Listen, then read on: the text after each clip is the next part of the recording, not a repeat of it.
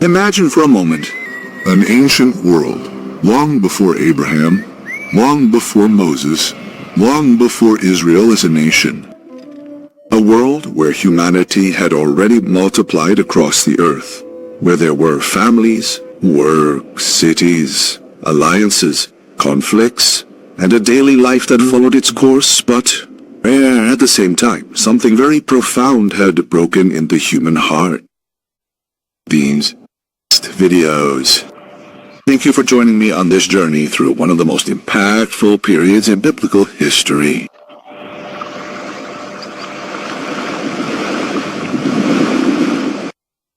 Imagine for a moment an ancient world, long before Abraham, long before Moses, long before Israel as a nation. A world where humanity had already multiplied across the earth, where there were families, work, cities, alliances, conflicts, and a daily life that followed its course, but where at the same time something very profound had broken in the human heart. When the Bible takes us to Genesis 6, it opens a brief but impactful window into this stage of history, the days before the flood, in the time of Noah. It is a short passage, but full of meaning. And within this passage appears one of the most discussed themes of the entire ancient Bible, the Nephilim. To understand what life was like at that time, we first need to remember that Genesis presents humanity as a good creation of God, which, since the fall of Adam and Eve, began to distance itself from the Creator. From the very first chapters we see jealousy, violence, pride, sin, and family breakdown. Cain kills Abel. Then came lineages, generations, population growth, the development of crafts and culture, but also an expansion of evil, but also an evil. In other words, humanity advanced in many things, but not necessarily in obedience to God. In this context, Genesis 6 tells us something that summarizes the spiritual tragedy of that world, that the wickedness of men was great, and that every intent of the thoughts of their hearts was continually evil in evil. This phrase is very powerful, because it doesn't describe an isolated sin, nor a society with errors mixed with virtue, but a generalized corruption of the heart. The Bible isn't saying that there were no acts of affection between family members or any honest work whatsoever, but that the dominant direction of humanity had deviated. The mind, desires, decisions, and way of life were increasingly distant from God. Violence was not an exception. It was part of the environment. Injustice was not rare. It was normal. What should have been scandalous no longer was.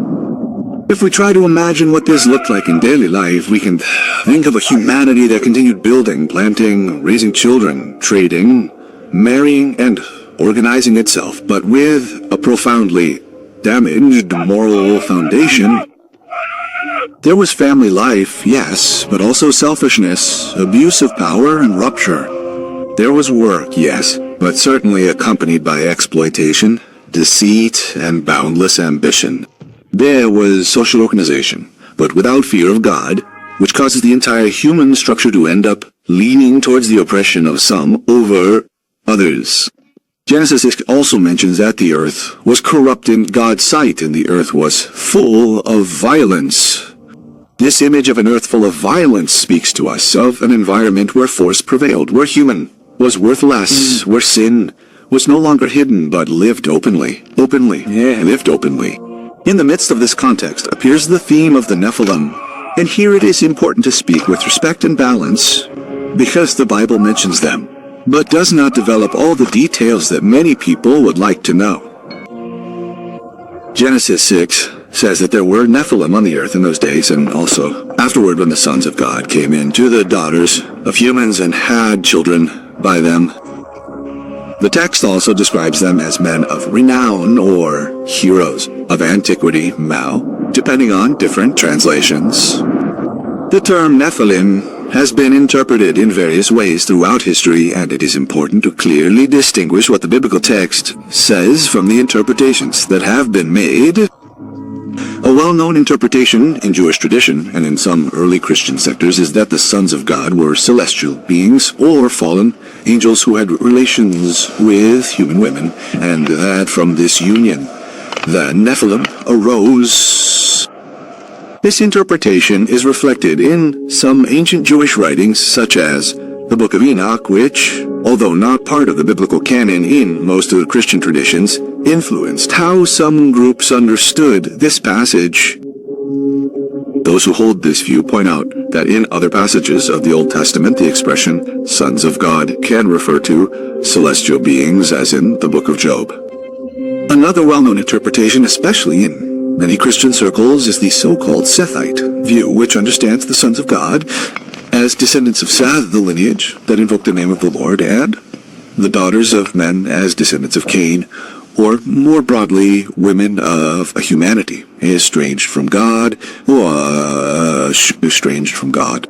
According to this reading, the main problem would not be a union between angels and humans, but the mixing of a pious lineage with a corrupt lineage, which further accelerated spiritual and moral decay. In this view, the Nephilim could be understood as violent, powerful men or tyrants of great fame, not necessarily supernatural beings. There is also a third line of interpretation that sees the sons of God as ancient kings or rulers, powerful men who attributed to themselves a divine status and took women according to their desire, practicing abuse of power and forced polygamy. In this case, the Nephilim would be linked to an elite of violence, domination, and warrior prestige. This reading places great emphasis on the social and political corruption of the text and connects well with the idea of a land full of violence. The important thing here is not to go beyond what the Bible clearly states. Genesis 6 does indeed present a scenario of extreme corruption. It mentions the Nephilim as a reality at that time, and connects this period to a humanity that has strayed deeply from God. But the text does not give us all the details to construct a fantastical narrative. Therefore, the most reverent approach is to recognize what is clear, mention the best-known interpretations with respect, and keep the focus on the spiritual message of the passage, the corrupt human heart and God's justice in the face of sin. If this type of biblical content helps you understand the scriptures better in a serious and clear way, I invite you to support the channel with your like and to subscribe. This greatly helps more people who love the Bible find this material and allows us to continue delving deeper into these themes together. Let's stay. Now, if we return to the daily life of that antediluvian world, there are several biblical and cultural details that allow us to imagine it with some clarity. Caesar Kumoa. The Bible had already shown from Genesis 4 onwards that there were trades and forms of organization. It mentions people involved in shepherding, music, metalwork, betelwork. This means we are not talking about a completely primitive world in the sense of being disorganized or lacking knowledge. There was human development. There was transmission of techniques. There were large families, and very likely extensive communities organized by clans and lineages. Let us also remember that Genesis presents very long lifespans for the antediluvian patriarchs, which within the biblical narrative implies generations that coexisted for centuries. This significantly changes how we imagine social life. In a world where a person could live for hundreds of years, the influence of the elders of the lineage could be enormous. Family memory was longer. Traditions could be transmitted directly through many generations. Also, the accumulation of power, wealth, or influence in certain families could grow impressively. If we add to this a human heart inclined to evil, the result can be a very unequal society with violent leaders, dominant families, and oppressive power structures. Regarding daily life, it's reasonable to think of agricultural work earning, building houses, raising animals, preparing food, stone and metal tools, local trade and illegal trade and exchange between groups. People married, had children, built houses, and sought security for their families, says Jesus himself, centuries later, speaking of the days of Noah, said that people ate, drank, married, and were given in marriage until the day Noah entered the ark. This teaching is very important because it shows us that the problem was not simply that people were carrying out everyday activities, but that they were living with their backs to God, without discerning the spiritual time they were in, ignoring the call to repentance. This also helps us imagine the contrast of that world. On the one hand, life continued with an appearance of normality. There were celebrations, births, harvests, plans and projects. On the other hand, this normality was shrouded in profound corruption. It's possible that, for many, violence was already part of the custom, that pride was admired, that the strong man was celebrated, that renowned men were seen as heroes even if their fame was linked to dominance and aggression. In many ancient cultures, warrior reputation and power could become an ideal. And Genesis 6 seems to show us a world where human greatness without God ended up becoming moral ruin. It's also worth considering the spiritual aspect. Humanity was not ignorant of God in an absolute sense. Since Genesis, God's revelation was already present and there was memory of the Creator. There were sacrifices since the time of Cain and Abel. There was a lineage of people who invoked the name of the Lord. The Bible even presents Enoch before Noah as someone who walked with God. This means that even in an increasingly corrupt world, there was a testimony of faith. But this testimony was not the majority path. The majority followed another course. Sin had not only become a practice, but a culture. When we read that God saw the wickedness of man and was grieved in his heart, we are entering into profoundly solemn language. This does not mean that God changes as a human being changes, or that he loses control of history, but that the text is showing in a way that is understandable to us the gravity of sin and God's righteous displeasure with human corruption. The God of the Bible is not indifferent. He sees, he judges, he distinguishes between good and evil. And this is central to understanding the flood. The flood is not a divine whim, nor a senseless explosion of anger. It is presented as just judgment upon a humanity that has given itself over to corruption and violence. And here enters one of the important figures in this entire account, Noah. Genesis says something beautiful and full of hope amid so much darkness. However, Noah found favor in the eyes of the Lord. This, however, changes everything. When it seems that all of humanity is in free fall, the Bible shows us a man who walks with God. Noah was not perfect through his own merit, because all salvation in the Bible is linked to God's grace. But he was a righteous man in his generation, an upright man, a man who lived differently in the midst of a corrupt society. Imagining Noah's life also helps us imagine that antediluvian world. Noah was a husband, father, worker, and later the builder of the ark. He had children, daughters-in-law, responsibilities, and probably social pressure. Sometimes we read the account so quickly that we forget what it may have meant for Noah to obey God in that context. Building an ark was not a task of a few days. It was an enormous, long, demanding work, visible to all. It was very likely a cause for mockery, criticism, and rejection. While most went on with their lives without fear of God, Noah lived by faith, obeying a word that had not yet been fulfilled before his eyes. This is one of the most powerful lessons of the account, the obedience of faith in the midst of a generation that laughs at justice. If we pause to think about it, the world, the Nephilim and widespread corruption was not only a world of visible sin, but also a world of hardness of heart. Noah not only built, his life was a testimony. The New Testament calls him a preacher of righteousness, which indicates that there was a calling, a warning, a spiritual witness in the midst of that generation. Even so, people did not want to listen. They continued with their lives, with their plans, with violence, with pride. And this makes the judgment of the flood even more solemn because it did not fall on a humanity without witness, but on a humanity that rejected God's call. Another point that helps to imagine that time with respect is to remember that the biblical account is not only interested in describing ancient facts, but in teaching a spiritual truth for all generations. When the Bible describes the corruption of the antediluvian world, it does not do so to arouse a morbid curiosity, but to show what happens when human beings turn away from God. Violence increases, human dignity is destroyed, power is idolized, conscience hardens, and daily life, even if outwardly it seems normal, is emptied of justice and reverence.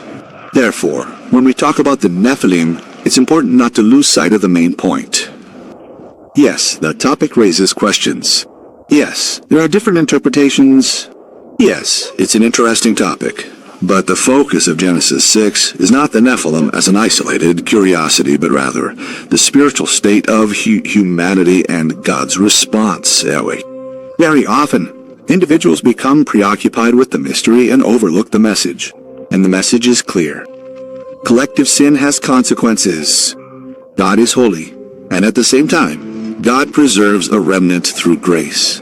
If this topic has been helpful to you so far, and you want us to continue bringing more biblical content with this respectful and well-explained approach, leave a comment and tell me which city you are watching this video from.